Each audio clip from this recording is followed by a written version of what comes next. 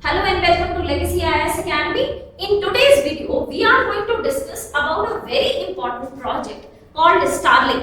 ठीक है, इंटरनेट के वर्ल्ड में या इंटरनेट एक्सेसिबिलिटी के जमाने में this is a revolutionary project. ठीक है, why are we calling this as revolutionary project? Is because कि ये इंटरनेट पेनिट्रेशन को ऐसे एरियाज में पहुंचा देगा जिस एरिया में टावर की अवेलेबिलिटी, नेटवर्क एस्टैब्लिश करना, सैटेलाइट कम्युनिकेशन ये सब कुछ भी नहीं पॉसिबल होगा ना, तो भी वो सारे एरियाज में इंटरनेट कनेक्टिविटी पेनिट्रेट कर सकती है बिकॉज ऑफ स्टारलिंक. ठीक है, सो स्टारलिंक बेसिकली एक इंटरनेट कनेक्टिविटी का प्रोजेक्ट है ऑफ स्पेसएक्स. इलॉन मस्क की कंपनी है बाय द नेम स्पेसएक्स, उसका एक प्रोजेक्ट है बाय द नेम स्टारलिंक. ठीक है, सो स्पेसएक्स की प्रोजेक्ट है स्टारलिंक. स्टारलिंक क्या है? Basically this is a constellation of satellites. Constellation of satellites मतलब ढेर सारे सैटेलाइट्स आसमान में प्लेस कर दिए जाएंगे. So far it is 7000 but they are ultimately planning it to keep it at 40000. So ultimately 40000 satellites का एक कॉन्स्टलेशन होगा. This will be a kind of blanket on the earth surface. Earth के surface पे कुछ दूरी पर एक blanket of satellites को एस्टैब्लिश कर दिया जाएगा और उससे हम लोग इंटरनेट को प्रोवाइड करेंगे. ठीक है, how will we do that? That we will see later on, but let us understand कि ये पोजीशंस क्या है. वी कॉल दीस पोजीशंस, जिस ऑल्टीट्यूड पे ये सैटेलाइट रखे जाएंगे, इस ऑल्टीट्यूड, इस ऑर्बिट को we call as LEO orbit. ठीक है, ऑल्टीट्यूड वाइज अर्थ के सरफेस से ये अप्रोक्सीमेटली 500 से 1500 किलोमीटर के बीच का ऑर्बिट होता है. ठीक है, स्टारलिंक के जो सैटेलाइट्स है, this will be placed around 550 kilometre from the earth surface. ठीक है, we call them as LEO orbits. और LEO stands for low earth orbit. low earth orbit कहने का मतलब कि ये वो ऑर्बिट्स हैं जो अर्थ के सरफेस से बहुत ज्यादा नजदीक है. यहाँ पे हम लोग को सैटेलाइट क्यों रखने की जरूरत होती है? फॉर एग्जाम्पल, हमें एस्पियोनेज का काम हो या फिर वेदर फोरकास्टिंग का काम हो. वेदर फोरकास्टिंग के लिए आपको क्लाउड मूवमेंट ऑब्जर्व करते रहना पड़ेगा. So you need to be very close to the earth surface. ठीक है, सो रिमोट सेंसिंग के लिए, वेदर फोरकास्टिंग के लिए we make use of LEO orbits. सबसे ज्यादा सैटेलाइट्स लियो ऑर्बिट में ही हैं और इसलिए सैटेलाइट्स के जो ब्रोकन पार्ट्स हैं, नॉन यूजेबल पार्ट्स हैं, उससे जो डेब्रिस क्रिएट हुआ है वो भी सबसे ज्यादा लियो ऑर्बिट में ही है. But Starlink has done something very innovative कि अपने आप को डेब्रिस से भी बचा लेंगे ये लोग. ठीक है, इस सैटेलाइट्स को डेब्रिस से भी बचा लेंगे. So far we understood कि Starlink is a constellation of satellite. ये सैटेलाइट की वजह से इंटरनेट प्रोवाइड किए जाएंगे. ठीक है, और ये सैटेलाइट्स कहाँ रखे जाएंगे? This will be low Earth orbit. Now moving on to understand कि ये काम कैसे करेगा. How does it work? ठीक है, तो जब हम लोग नॉर्मल इंटरनेट कनेक्शंस प्रोवाइड करते हैं तो we establish towers. हम लोग टावर्स एस्टैब्लिश करते हैं. So उसके लिए हमें ग्राउंड स्टेशंस की जरूरत होती है और उन सभी टावर्स से हम लोग वायर्ड कनेक्शन से हर जगह इंटरनेट प्रोवाइड करते हैं इन जनरल. ठीक है, तो अभी तक भी हम लोग broadband connectivity, wireless connectivity, wifi facilities वगैरह जो भी यूज करते हैं वो सारे एक नेटवर्क कनेक्शन से आते हैं. ठीक है, बट स्टारलिंक में क्या होगा कि ग्राउंड स्टेशन से जो सिग्नल्स एमिट होंगे वो एक सैटेलाइट तक पहुंचेगा. मान लेते हैं कि हमें दूसरी कहीं बहुत दूर वो कम्युनिकेशन, इंटरनेट कम्युनिकेशन करवाना है, which is जहां पे कि दूसरा ग्राउंड स्टेशन से इजी कनेक्टिविटी नहीं है. सो व्हाट विल हैपन कि ये जो सिग्नल्स ट्रांसमिट होंगे ये एक सैटेलाइट तक पहुंचेगा. ये सैटेलाइट वो सिग्नल को दूसरे सैटेलाइट पर भेज देगा. This signal will be sent to another satellite which is closer to this ground station. और ये यहां से receiving signal, receiving ground station को एक्वायर कर लेगा. ये ग्राउंड स्टेशन जो ग्राउंड पर है ये दूसरे सैटेलाइट से डेटा सिग्नल को ले लेगा. So the communication will be ground station 1 at one place. यहां से सिग्नल जनरेट होगा जो नॉर्मल इंटरनेट कनेक्टिविटी के लिए किया जाता है. वो सिग्नल जनरेट होगा जिसे एक सैटेलाइट कैच करेगा. ये सैटेलाइट दूसरे सैटेलाइट से लेजर कम्युनिकेशंस करता है. ठीक है, तो ये सैटेलाइट दूसरे सैटेलाइट से लेजर कम्युनिकेशन करके वो सिग्नल भेज देगा और दूसरा सैटेलाइट ग्राउंड स्टेशन पर फिर से वो सिग्नल भेज देगा and this connection will be established. इसमें क्या एडवांटेज होता है कि यहाँ पे जो रिसीविंग ग्राउंड स्टेशंस होते हैं उसमें बहुत ज्यादा इक्विपमेंट की जरूरत नहीं होती है. तो इसका मतलब आपको वहां पे टावर एस्टैब्लिश करने की जरूरत नहीं पड़ेगी.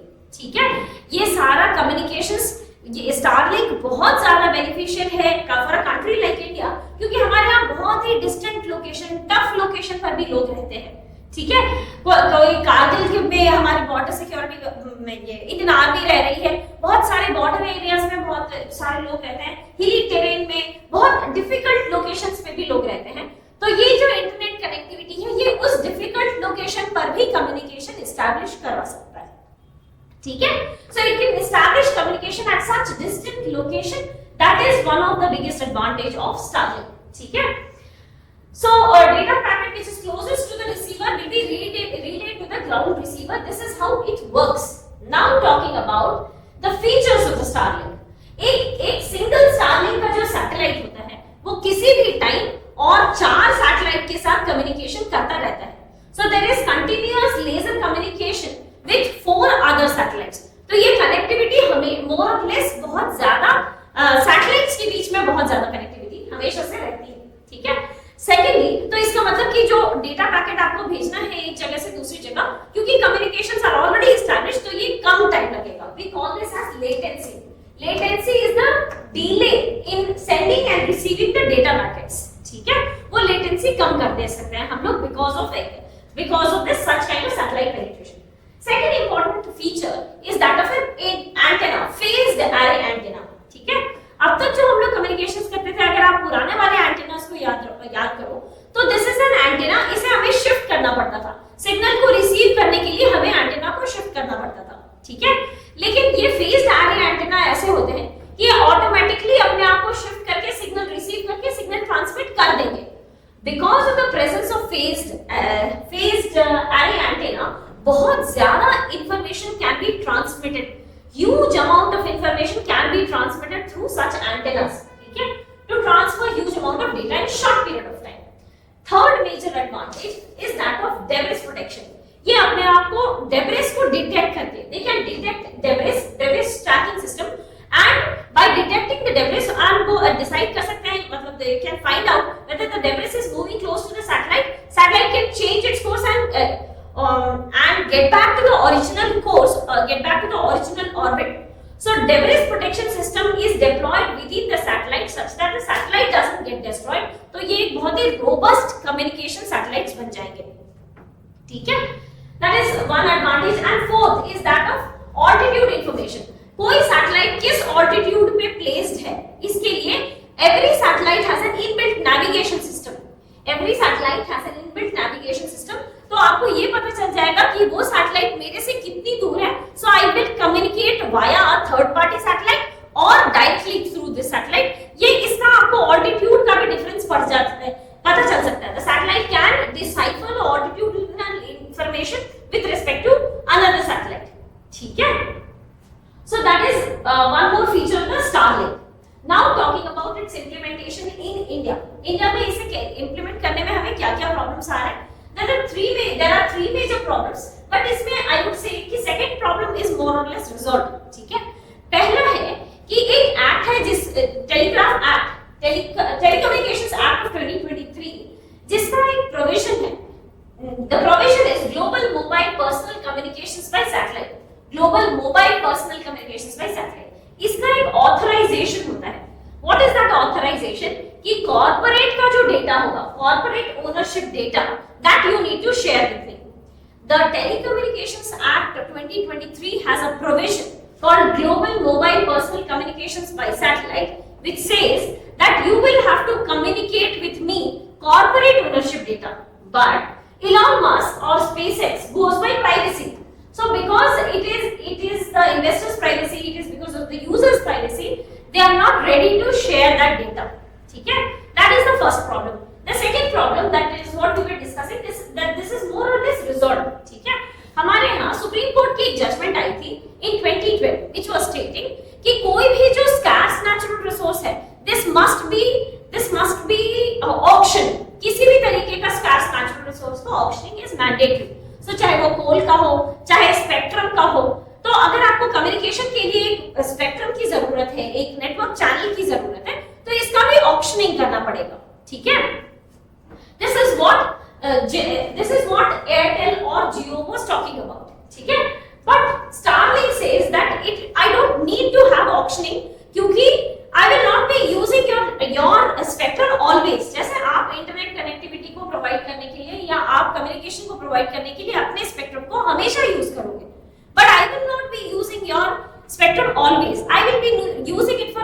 small narrow bandwidth. So Airtel and Jio some time back was not agreeing for that. As of now, they have agreed for this. ठीक है कि ठीक है, because you are using our spectrum for a narrow period of short period of time, so we will be allowing you to use our bandwidth. जो auctioning से जो bandwidth हम लोगों को allocate हुआ है, we will be permitting you to use that. ठीक है? So second problem more or less resolved. Third problem is tapping equipments installation. हमारे यहाँ tapping equipment का installation होता है at close to the ground stations. ठीक है? Whether these equipment installation has been carried out in reality on ground stations पर ये operational है या नहीं, ये अभी तक confirm नहीं है. इसलिए भी we do not know whether Starlink can be executed as of now in India or not. As of now, we are saying कि ground station के पास हमें tapping equipment का installation करने की जरूरत है, because we may need to tap it for any time in future. इसलिए वो सारे resources हम लोग पहले ही allocate कर देंगे, install कर देंगे when you are installing the Starlink project in India. So these were three major hurdles. As we discussed, one hurdle has been resolved. So we have currently two hurdles left in installation of Starlink project in India and provision of internet facilities. So with that, we come to the end of this topic. If you have any doubt, please do let us know in the comment section below. I wish you all the very best and thank you so much.